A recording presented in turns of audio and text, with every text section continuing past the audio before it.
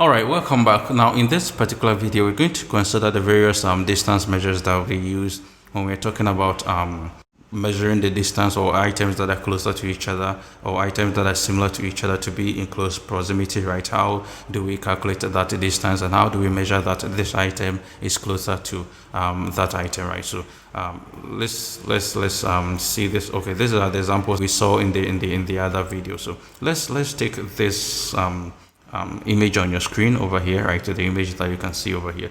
Now let's talk a little bit about this before we move on to talk about the various distance measures. Okay, if you remember in the previous video, we talked about U, where you have, say, nine friends, right? You have 9 friends. Then out of the 9 friends, 7 of them, right? 7 of them speak French, right? 7 of them speak French. And then if you say that if you ask me whether you speak, which language are you likely to speak, maybe 7 of them speak French, and then the rest of the 2 speak English, right? The rest of the 2 speak English. So if you ask me which of the languages are you likely to speak, I will be saying that you are likely to speak French, right? Because if you have 7 of your friends to be French, then it's likely that you also understand French, or you can also speak French, and that's why most of your friends are French people. Okay, so I'm likely to say that you also speak French, right? So with that example in mind, right? With that example in mind, let's see the image that you have on your screen. Now we have different kinds of fruits: some apples, some oranges, some strawberries, and others over here. Okay, so now what we're going to see is that how do we choose the distance, and how do we choose the K, right? Where we will talk about it, but just to have an intuition about this before we move on to discuss the various distance measures and also the various ways that we can choose the K, right? Now, as I mentioned earlier, the K represents the neighbors that you choose, right? The K represents the neighbors that you choose. So if over here, let's consider this to be a new fruit that we don't know what kind of fruit it is, right? So let's consider this to be, this black dot over here, to be a new fruit that we don't actually know what kind of fruit it is. Okay, now we have some oranges, we have some strawberries in here. Okay, if we choose K to be 3, it means that we are considering 3 neighbors. All right, so our circle will cover 3 neighbors, right? Our circle is going to cover 3 neighbors over here, right? And inside the neighbor, we can see that we have two strawberries, right? We have 2 strawberries and then 1 orange over here. Okay, so now this fruit is the fruit that I want to classify, right? I don't know what kind of fruit is it, right? I want to classify it to be either orange or to be either strawberry. Okay, now if in this case, if I want to consider this these neighbors to be 3, right? I have 3 neighbors here. Or if you think about the example where you have 7 friends, and then 9 friends, and 7 of them speaks French, and we were able to say that it's likely you also speak French. So if we see that majority of these are strawberries, we have 2 strawberries and then 1 orange, so we are likely to say that this fruit that we don't know the name of it is likely to be a strawberry, right? As against orange, right? Because we have 1 orange, we have 2 strawberries in here, so we are likely to say that this new fruit is likely to be a strawberry, right, instead of an orange. Okay, if we increase our K to be 5, right? If we increase our K, that's the number of neighbors, right? If we increase it to 5, it means that our circle is going to widen, right? It's going to move from that small circle and then widen to this bigger circle. In that case, we have 1, 2, 3 oranges, and then we have 2 strawberries. All right, now if we consider this again, if you consider the same new fruit that we don't know where it is, right? Now if we are considering 5 neighbors, it means that we're going to consider this, right? We're going to consider this this new fruit to be an orange, because we have majority of the neighbors to be orange instead of a strawberry. Okay, so now choosing the K is very critical when it comes to K-nearest neighbor.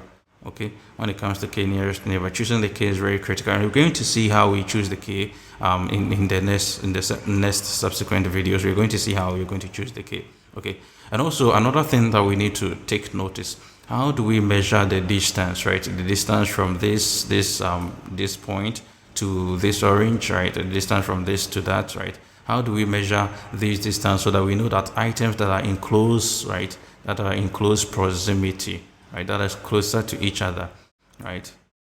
that is closer to each other, right, are similar to each other, right? How do we measure that distance? There are several ways that we can actually measure these distances, right? Okay. We are going to talk about it. I mean, in our next step, we are going to talk about it. Okay, so let's move on to the whiteboard and then talk about the various distances that we can use to actually calculate the distances, right? And then after that, we will move on to the code, and then we also see how we are going to choose this k. All right, how we choose the various k, because choosing the k is quite critical over here. If you choose the k to be, say, to be small like this 3 over here, you see that you are having your new fruit to be, say, strawberry. But if you widen your k, you see that it's going to be an orange, right? And if you widen it the more, right, if you widen it the more, then it's also going to have a different classification altogether. Okay, so choosing the k is quite critical, and it has to be chosen with very care, and we're going to consider how we're going to do that. So in the meantime, let's see the various distance measures that we can consider. Okay, so now let's move on to our whiteboard, and then let's get a clean whiteboard over here, right? Okay, so now let's get started over here and see the various distance measures that we can use. So we're talking about the K-nearest neighbor, right, which is the KNN. You're talking about this, and then we're going to see the various distance measures that we can actually use when we talk about this K-nearest neighbor, right? So talking about the distance measures, okay? So now let's see the various distance measures that we have and how we're going to use these distance measures. So there are several distance measures that we can use when we're talking about measuring the distance from one point to the other, right? There's several distance measures that we can actually use. One of them is what we refer to as the Euclidean, which is the most popular one, right? Is what we refer to as the Euclidean distance, right? The Euclidean distance measured. Right. Another one that we can consider is what we refer to as the Manhattan.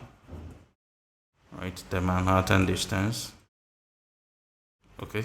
And then there's also another one that we can also consider, which is called the Minkowski. Right, the Minkowski distance. Okay. There's also another popular one that we can also consider, which is called the Cosine Similarity.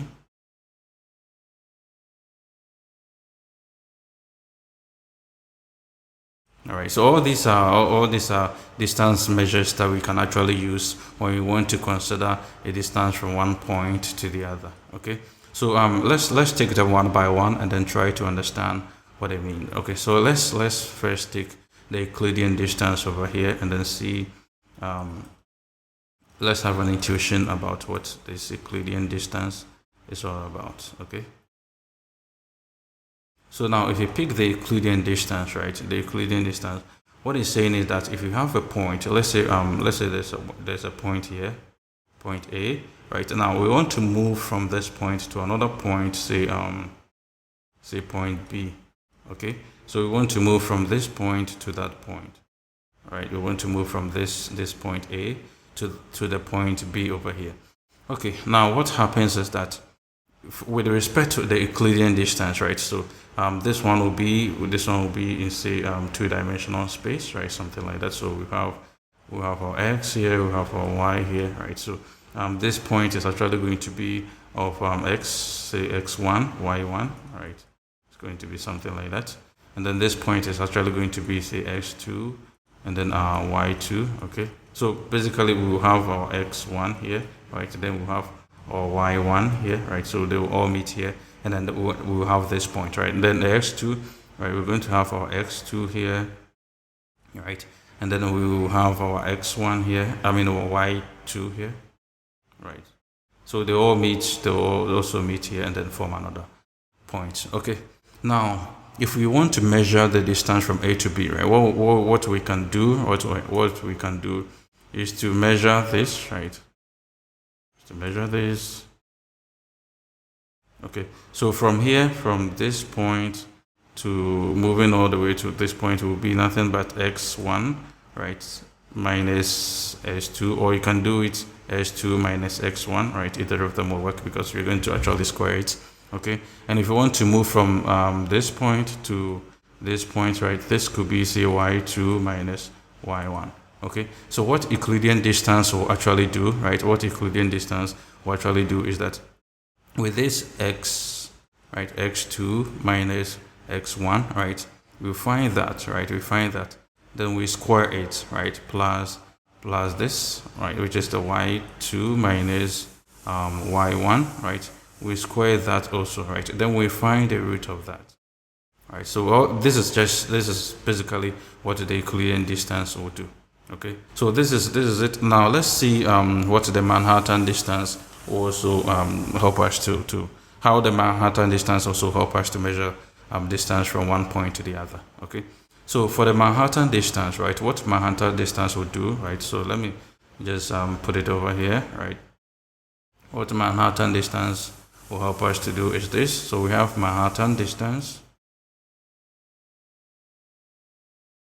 Okay, so the Manhattan distance, right, what it will do is this.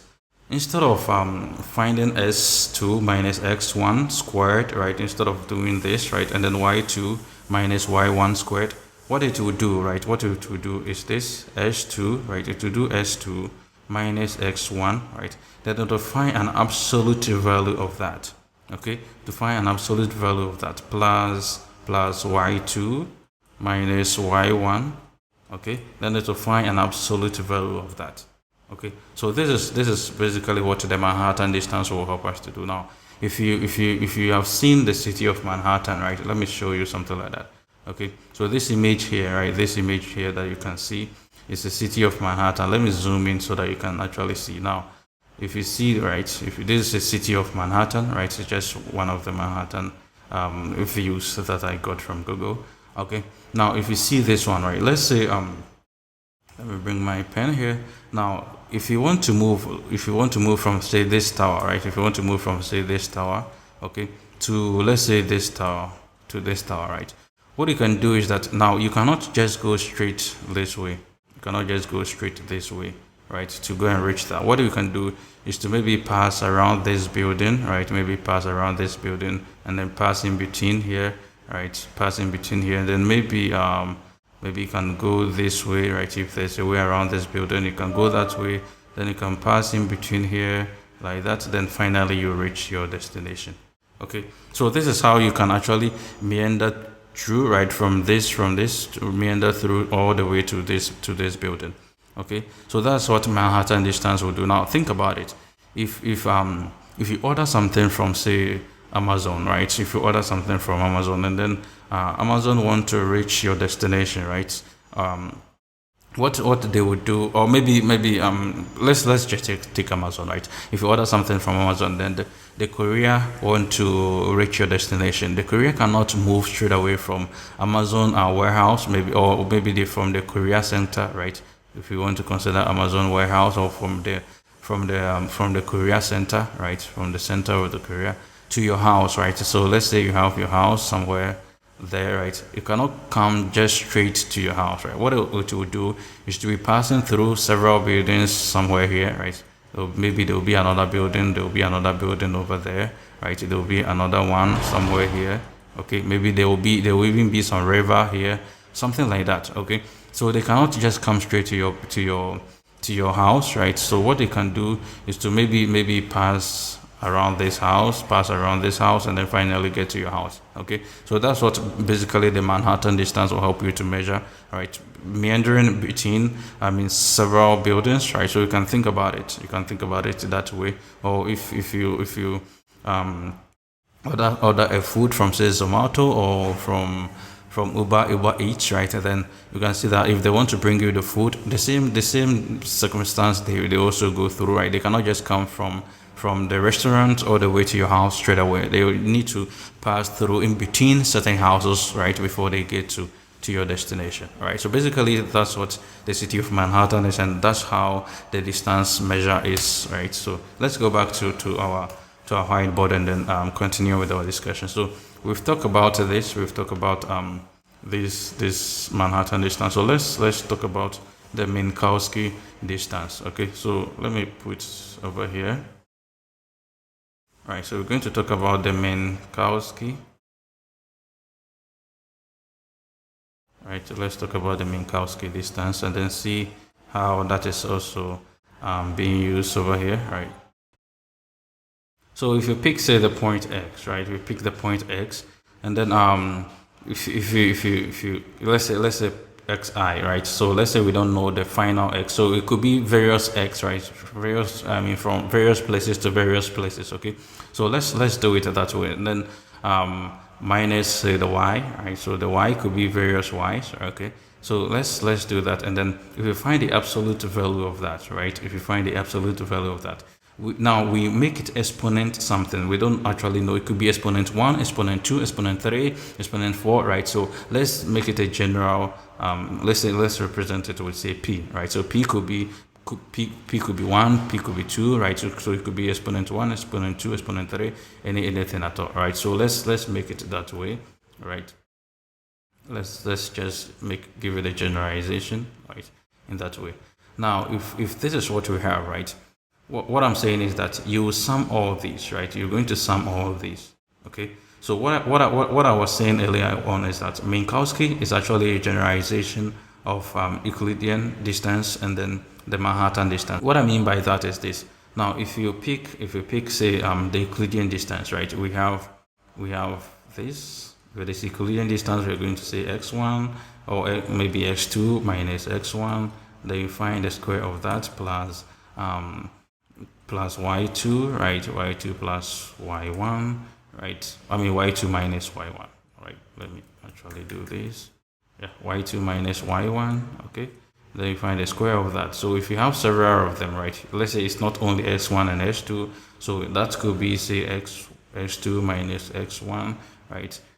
It could be that square plus, say, maybe s3, right? s3 minus, say, s2, right, squared, right, plus it could be several of them, plus maybe y2 minus y1, right, a lot of them, right? It could be plus a lot of them. Okay, and then basically don't forget that you are summing everything over here, right? You're providing a sum of everything. Now if Minkowski is 2, right, if Minkowski is 2, it's just like the square of this being summed together, right?